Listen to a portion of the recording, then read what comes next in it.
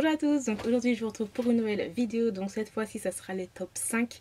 Un top 5 de shoujo, donc ce n'est pas, je ne vais pas vous les citer dans l'ordre.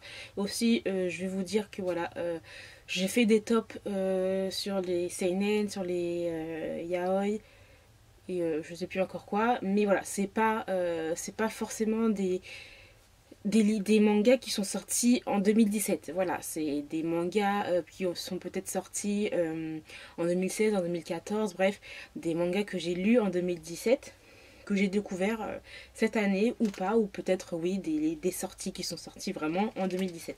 Là, je veux vraiment être claire par rapport à ça. Et aussi que voilà, ça a été très difficile parce que j'ai lu beaucoup de séries en 2017 et j'ai vraiment beaucoup aimé beaucoup de séries. Donc juste pour choisir 5, c'était compliqué. Donc peut-être, je vais peut-être dépasser de 5, 6, 7. Voilà. Mais là, c'est vraiment 5 shoujo en fait, que j'ai choisi. Donc, pour commencer tout d'abord, la série Love Beloved, Live Beloved de Io Asaki Saka. Donc ça c'est chez Kana. C'est vraiment une série au début voilà, que j'avais bien aimé. Mais pour le tome 2 et 3 en fait, je sais pas pourquoi, mais c'était bof. Il y avait quelque chose, j'étais pas fond dedans. Mais à partir de la fin du tome 3, 4 et 5, ça a été vraiment des coups de cœur. Et c'est pour ça que je l'ai mis. Donc ça a vraiment fait en fait mon année, j'ai envie de tout dire. Cette série, en plus, ça prend quand même du temps parce que voilà, t'as trop envie de savoir à chaque fois. C'est toujours la fin qui te donne trop envie de lire la suite. Mais voilà, j'ai vraiment adoré, donc ça, je vous le conseille à mort. Franchement, les dessins sont vraiment géniaux, la psychologie aussi des personnages est vraiment super bien fait. Et voilà, c'est du Io Sakisaka. J'ai que ça à vous dire. Ensuite, j'ai mis pour le deuxième manga, donc Shiki Love. Donc c'est de Mitsubashi Miyuki et chez Delcourt Tonkam. Donc voilà, c'est pas non plus quelque chose de, je veux dire, un shoujo non plus qui sort, qui est extraordinaire, mais voilà, je trouve hyper divertissant. Et en cette année 2017, je l'ai lu et je suis vraiment juste à fond dedans. Donc j'ai envie de dire que ça a remplacé en fait Black Prince and Wolf Girl and Black Prince. Voilà, ça a remplacé ça puisque la série est terminée. Et parce qu'en fait le personnage me faisait penser un petit peu à Sata, mais voilà, c'est autre chose, hein. C'est clairement autre chose. Et j'aime beaucoup en fait l'univers du basket. Donc voilà, les dessins aussi sont vraiment canons. Et j'adore aussi la relation des deux personnages. Donc voilà pourquoi je l'ai mis dans ce petit top. Ensuite j'ai mis une nouvelle série cette fois-ci qui est vraiment sortie en 2017. Et c'est Love Baka, donc c'est de Shushushu Sakurai chez Kurokawa. Je l'ai mis parce que c'est vraiment un josei que j'ai adoré. Moi, les josei, je les adore à mort. Et là, j'ai vraiment complètement adhéré. Donc, j'attends le tome 3 qui va arriver normalement dans la semaine. Enfin, je sais pas au moment où je fais ma vidéo, bref, voilà. Mais normalement, qui arrivera dans la semaine. J'ai très hâte de lire cette suite. Elle se termine en 3 tomes. Et c'est vraiment super marrant parce qu'en fait, c'est aussi surtout dans l'univers de l'édition du manga. L'héroïne est complètement barrée, clairement. Elle est tout le temps en retard pour rendre ses mangas et tout. Donc, je trouve ça super marrant. Les dessins aussi sont pas mal. Après, voilà, c'est les goûts de chacun. Voilà.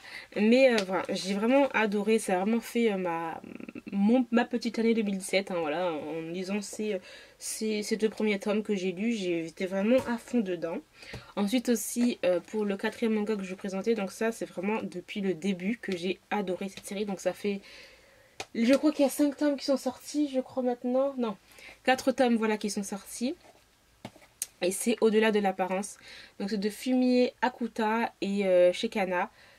Depuis le début, j'ai adoré, j'ai adhéré clairement déjà au dessin, mais aussi au fait est que le sujet de s'accepter comme on est, voilà, et de ne pas s'inventer des personnalités pour avoir plus d'amis pour avoir, pour ça sert à quoi d'avoir plus d'amis? C'est mieux d'avoir peut-être 2 ou une amie qu'en avoir 10 000 quoi. Et j'ai vraiment aimé en fait la morale, ouais, la morale en fait que la mangaka veut aussi faire passer, c'est de s'accepter comme on est, rester tel que vous êtes et puis voilà quoi. Et voilà, il y a aussi il y a aussi le monde de l'art parce que voilà, il y a certains personnages qui peignent, qui adorent l'art, hein, tout simplement la peinture et tout. Donc voilà, les dessins sont canonissimes aussi. Enfin, c'est mon goût encore, c'est encore mes goûts, hein.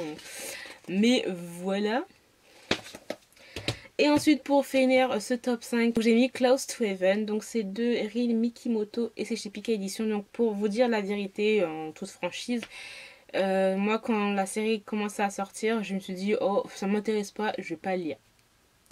On m'a dit Coralie, il faut que tu le lises. Je l'ai lu. Génial. Vraiment, c'est une série qui se termine en 9 tomes et les dessins sont mais magnifiques. Et ça a l'air vraiment très très touchant aussi. Hein. Vraiment. Je vais vous montrer une petite planche, voilà. Voilà, c'est un manga qui est marrant, en même temps, tu sens le truc qui va arriver, qui va te briser le cœur en 1000 morceaux. Voilà, j'adore, j'ai vraiment adoré et je vous conseille à mort. Voilà, j'ai terminé pour ce top shoujo de l'année 2017. Bien sûr, ce ne sont pas forcément des mangas que j'ai lus en 2017, hein, voilà. Donc dis-moi, vous, quel est votre top shoujo en 2017, les mangas que vous avez adoré lire et tout. Dans tous les cas, moi, je vous retrouve très bientôt pour une nouvelle vidéo. Bye! I got a condo in Manhattan. Baby girl, what's happening? You and your ass invited, so gonna get to clapping.